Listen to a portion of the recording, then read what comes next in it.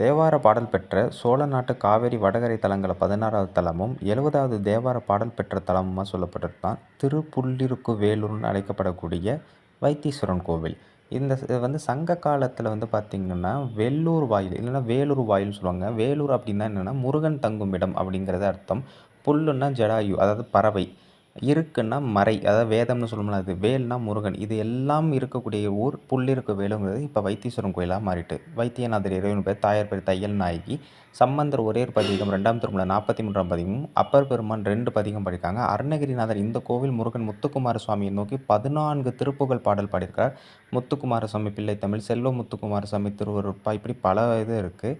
அதுமாதிரி கடவுளுக்கு படைத்த பொருட்களாக திருநீரும் சாம்பலும் திருச்சாந்து உருண்டை தான் இங்கே நோய் தீர்க்கும் மருந்தாக கொடுக்கப்படுது. அதேமாதிரி நம்ம எல்லாருக்கும் தெரியும் ஜடாயு விழுந்த இடமாகவும் மிக முக்கியமான தலம், நவகிரக தலங்களில் செவ்வாய்க்குரிய தலமாக இந்த கோவில் இருக்கிறது குறிப்பிடத்தக்கது.